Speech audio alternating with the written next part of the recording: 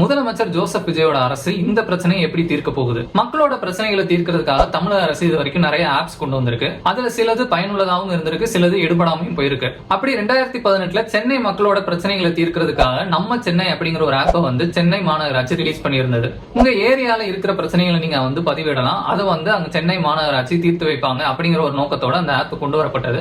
ஆனா என்னன்னா, யூசர் பிரைவசில ஆரம்பிச்சு ஆப் ஃபங்க்ஷனாலிட்டி வரைக்கும் அதுல ஏகப்பட்ட சிக்கல்கள் இருந்தது. அதுல ஃபர்ஸ்ட் பிரச்சனை, நீங்க அதுல ஒரு கம்ப்ளைண்ட் ரைஸ் பண்ணீங்கன்னா அது சரி செய்யப்படாமையே அது ரிசால்வ் அப்படிங்கிற ஒரு ஸ்டேட்டஸ்க்கு அதிகாரிகள் போட்டுறதா ஒரு கம்ப்ளைண்ட் இருக்கு.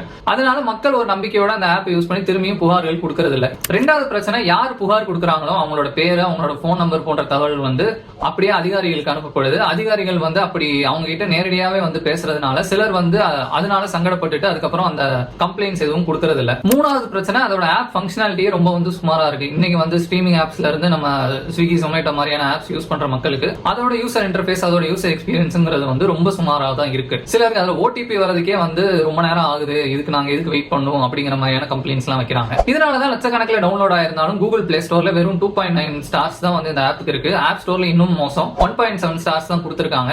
நம்ம சென்னை ஆப்ல குடிநீர் பிரச்சனைகளுக்காக சென்னை குடிநீர் அப்படின்னு ஒரு ஆப் இருக்கு. நம்ம சாலைன்னு சொல்லி ரோட்ல இருக்கிற பிரச்சனைகளை ரிப்போர்ட் பண்றதுக்கு ஒரு ஆப் இருக்கு. இப்படி ஏகப்பட்ட ஆப்ஸ் இருந்தாலுமே எல்லாத்துலயுமே இந்த மாதிரி ஏதோ ஒரு சிக்கல் இருக்கும். சென்னை ஒன்னு அப்படின்னு ஒரு ரீசெண்டா ஒரு ஆப் லான்ச் பண்ணியிருந்தாங்க. அதுல போக்குவரத்து சம்பந்தமான எல்லா விஷயங்களும் ஒரே இடத்துல கிடைக்கும். அந்த ஆப்புக்கு ஒரு நல்ல வரவேற்பு இருந்தது. அதோட ஸ்டார் ரேட்டிங்குமே ரொம்ப நல்லா இருக்கு. தேர்தலுக்கு முன்னாடி தற்போதைய முதலமைச்சர் ஜோசப் விஜய் வெற்றி தமிழ்நாடு சூப்பர் ஆப் அப்படிங்கிற ஒரு ஆப்பை கொண்டு வரதா சொல்லியிருந்தாரு. இதுல கிட்டத்தட்ட 500 கவர்னன்ஸ் சம்பந்தமான சேவைகள் ஒரே இடத்துல கிடைக்கும் அப்படிங்கிற மாதிரி அவங்க வாக்குறுதியில் குறிப்பிட்டிருந்தாங்க. இதுல நீங்க மாநகராட்சி, மெட்ரோ வாட்டர், சாலை பாதுகாப்பு, டிஎன்இபி இப்படின்னு ரொம்ப முக்கியமான சர்வீஸ் எல்லாத்தையும் ஒரே இடத்துல கொடுக்கும் போது உண்மையிலேயே அது யூஸ்ஃபுல்லான ஒரு விஷயமா இருக்கும் அப்படிங்கிறது தான் எல்லாரோட எதிர்பார்ப்பாகவும் இருக்கு. ஏற்கனவே இருக்கிற சர்வீசஸ்ல மக்கள் எதிர்பார்க்கிற மாற்றங்கள், முதல் விஷயம் அனானிமஸா கம்ப்ளைண்ட் பண்ற வசதி. ரெண்டாவது வார்டு பெர்ஃபார்மன்ஸ், அதாவது அந்த இடத்துல என்னென்ன பிரச்சனைகள் இருக்கு, என்னென்ன கம்ப்ளைண்ட்ஸ் வந்திருக்கு, அதை எவ்வளவு வேகமா சரி செய்யறாங்க, அது சரி செய்யறதுக்கான டைம் என்ன, எப்ப சரி செய்வாங்க, அந்த மாதிரியான அக்கௌண்டபிலிட்டி சேர்ந்து வந்தா அது கரெக்டா இருக்கும். அடுத்ததாக ஜிபிஎஸ், ஏஐ அந்த மாதிரியான விஷயங்களை வச்சு ஒரு பிரச்சனை ரைஸ் பண்றோம்னா அதை அவங்க கிளியர் பண்ணதுக்கு அப்புறம் வெரிஃபை பண்ணிட்டு அதுக்கப்புறம் ரிசால்வ்னு போற மாதிரியான ஒரு ஃபீச்சர் வரணும் அப்படிங்கறது மக்கள் எதிர்பார்க்கறாங்க. இது மட்டும் இல்லாம இன்ஸ்டா நிறைய இளைஞர்கள் அவங்களோட ஐடியாஸும் சொல்றாங்க. புதுசா கவர்னன்ஸ் ஆப்ஸ்க்கான ஐடியாஸ் வருது.